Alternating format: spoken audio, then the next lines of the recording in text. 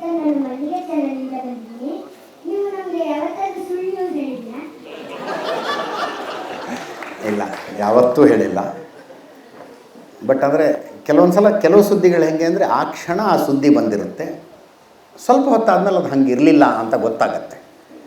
ಸುಳ್ಳು ಅಂದರೆ ಏನು ಅಂದರೆ ಸುಳ್ಳು ಅಂತ ಗೊತ್ತಿದ್ದು ನಾನು ಹೇಳೋದು, ಹಾಗೆ ಯಾವತ್ತೂ ಹೇಳಿಲ್ಲ. ನಾನು ಯಾವಾಗಲೂ ಚಾಲೆಂಜ್ ಮಾಡ್ತೀನಿ, ಫ್ಯಾಕ್ಚುಲಿ ಏನಾದ್ರು ಇನ್ಕರೆಕ್ಟ್ ಹೇಳಿದರೆ ಶೋಮಿ ಅಂತ, ಯಾವ್ದಾದ್ರು ಸುಳ್ಳು ಸುದ್ದಿ ನಾನು ಕೊಟ್ಟಿದ್ದರೆ ಹೇಳಿ ಅಂತ. ಕೆಲವೊಂದು ಹಂಗಾಗತ್ತೆ, ಅಂದರೆ ಒಂದು ಸುದ್ದಿ ಹೇಳಿರ್ತೀವಿ, ಸ್ವಲ್ಪ ಹೊತ್ತಾದಮೇಲೆ ಅದು ಸುಳ್ಳು ಅಂತ ಆಗುತ್ತೆ, ಅದನ್ನು ಕರೆಕ್ಟ್ ಮಾಡ್ಕೊತೀವಿ. ಸುಳ್ಳು ಅಂದರೆ ಉದ್ದೇಶಪೂರ್ವಕವಾಗಿ ಹೇಳೋದು, ಅದನ್ನು ಯಾವತ್ತೂ ಹೇಳಿಲ್ಲ ನಾನು. ನಮಸ್ಕಾರ ಸರ್, ನಾನು ಮಕ್ಕಳ ಟಿವಿಯಿಂದ ಬಂದಿದ್ದೀನಿ.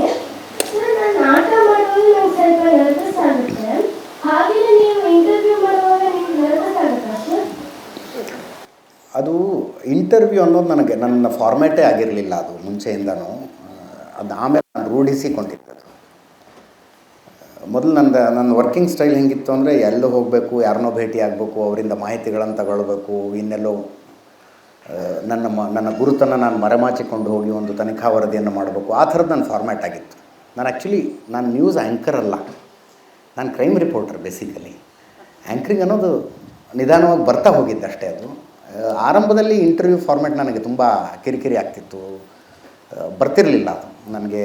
ಮೊದಲನೇ ಇಂಟರ್ವ್ಯೂ ನಾನು ಇತ್ತೀಚಿನ ಅಂದರೆ ಅದು ನ್ಯೂಸ್ ಆರ್ ಸ್ಪೆಷಲ್ ಅಂತ ಕಾರ್ಯಕ್ರಮ ಮಾಡಿದ್ಮೇಲೆ ಕುಮಾರಸ್ವಾಮಿ ಅವ್ರದ್ದು ಮೊದಲನೇ ಇಂಟರ್ವ್ಯೂ ಭಾಳ ಕೆಟ್ಟದಾಗಿ ಅಂದರೆ ಭಾಳ ಕೆಟ್ಟದಾಗಿ ಮಾಡಿದ್ದೆ. ಅದು ತುಂಬ ಕೆಟ್ಟದಾಗಿ ಬಂದಿತ್ತು ಆ ಇಂಟರ್ವ್ಯೂ. ಅಂದರೆ ನಂಗೆ ಕ್ವಶನ್ ಕೇಳೋಕ್ಕಾಗ್ತಿರ್ಲಿಲ್ಲ, ಒದ್ದಾಡ್ತಿದ್ದೆ.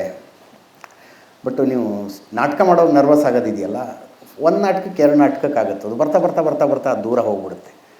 ಈಗ ಮುಂದೆ ನನ್ನ ಎದುರಿಗೆ ಎಷ್ಟೇ ದೊಡ್ಡ ವ್ಯಕ್ತಿ ಕೂತ್ಕೊಂಡಿದ್ರು ನಾನಾಗಿ ಇಂಟರ್ವ್ಯೂ ಮಾಡಬಲ್ಲೆ ಅನ್ನೋ ಕಾನ್ಫಿಡೆನ್ಸ್ ನನಗಿದೆ, ಅದನ್ನು ಮಾಡ್ತೀನಿ. ಅದು ರೂಢಿಯಿಂದ ಬರೋದಷ್ಟೇ. ಸರ್, ನಮಸ್ಕಾರ ಸರ್, ನನ್ನ ಹೆಸರು ದಿಶಾ ಕಿರಣ್. ನನ್ನ ಪ್ರಶ್ನೆ, ಸ್ಟಿಂಗ್ ಆಪರೇಷನ್ ಅಂದರೆ ಏನು? ಸ್ಟಿಂಗ್ ಆಪರೇಷನ್ ಅಂದರೆ ಕನ್ನಡದಲ್ಲಿ ರಹಸ್ಯ ಕ್ಯಾಮ್ರಾ ಕಾರ್ಯಾಚರಣೆ ಅಂತೀವಿ. ಎಲ್ಲೋ ಏನೋ ಒಂದು ಕೆಟ್ಟದ್ದು ನಡೀತಾ ಇರುತ್ತೆ, ಅದನ್ನು ನಾವು ರಹಸ್ಯ ಕ್ಯಾಮ್ರಾದ ಮೂಲಕ ಎಕ್ಸ್ಪೋಸ್ ಮಾಡಿ ಜಗತ್ತಿಗೆ ತೋರಿಸೋದು, ಅದನ್ನು ಸ್ಟಿಂಗ್ ಆಪರೇಷನ್ ಅಂತ ಕರೀತಾರೆ. ಏನೋ ಒಂದು ಕೆಟ್ಟದ್ದು, ಉದಾಹರಣೆಗೆ ಕಲಬೆರಕೆ ನಡೀತಾ ಇದೆ ಅಂತ ಅಂದ್ಕೊಳ್ಳಿ.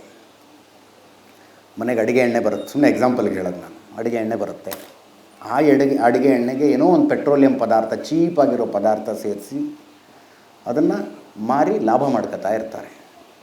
ಆವಾಗ ನಾವು ಡೆಕಾಯ್ ಅಂತೀವಿ. ಈಗ ನಾನು ಮಾಡೋದಕ್ಕಾಗೋದಿಲ್ಲ, ನಾವು ಹೋದ ತಕ್ಷಣ ನೀವು ಅಜಿತ್ ಅಲ್ವಾ ಅಂತ ಕೇಳ್ತಾರೆ. ಇಲ್ಲಿ ನಮ್ಮ ಆಫೀಸಲ್ಲಿ ಬೇರೆ ಜನ ಇರ್ತಾರೆ, ಅವ್ರು ಯಾರು ಅಂತ ಯಾರಿಗೂ ಗೊತ್ತಿರೋದಿಲ್ಲ. ಅವ್ರು ಹೊರಗಡೆ ಹೋದ ತಕ್ಷಣ ಅವ್ರ ಪತ್ರಕರ್ತರು, ಸುವರ್ಣ ನ್ಯೂಸ್ನವರು, ಹಂಗೇನೂ ಗೊತ್ತಿರೋದಿಲ್ಲ. ಅವರು ಸುಮ್ಮನೆ ನಮಗೊಂದಷ್ಟು ಅಡುಗೆ ಎಣ್ಣೆ ಬೇಕು, ನಾವು ಖರೀದಿ ಮಾಡಬೇಕು ಅಂತ ಹೋಗ್ತಾರೆ. ಅವರು ಕ್ಯಾಮ್ರಾಗಳನ್ನು ಹಾಕ್ಕೊಂಡಿರ್ತಾರೆ ತಮ್ಮ ಮೈ ಮೇಲೆ, ಅದು ಗೊತ್ತಾಗೋದಿಲ್ಲ ಇನ್ನೊಬ್ಬರಿಗೆ. ಅವ್ರ ಹತ್ರ ಮಾತಾಡಿಸ್ತಾರೆ, ಮಾತಾಡಿ ಅವರ ಎಲ್ಲ ಬಾಯಿ ಬಿಡಿಸ್ತಾರೆ ಅವ್ರ ಹತ್ರ. ಒರಿಜಿನಲ್ ಎಣ್ಣೆ ಯಾವುದು, ಡೂಪ್ಲಿಕೇಟ್ ಎಣ್ಣೆ ಯಾವುದು, ಎಷ್ಟಕ್ಕೆ ಮಾರ್ತಾರೆ, ಎಷ್ಟು ಲಾಭ ಬರುತ್ತೆ, ನಾವೆಷ್ಟಕ್ಕೆ ಮಾರ್ಬೋದು, ಎಲ್ಲ ಬಾಯಿ ಬಿಡಿಸಿ ಅದನ್ನು ಪ್ರಸಾರ ಮಾಡಿ ಅವ್ರನ್ನ ಎಕ್ಸ್ಪೋಸ್ ಮಾಡ್ತಾರೆ. ಅದಕ್ಕೆ ಸ್ಟಿಂಗ್ ಆಪರೇಷನ್ ಅನ್ನೋದು.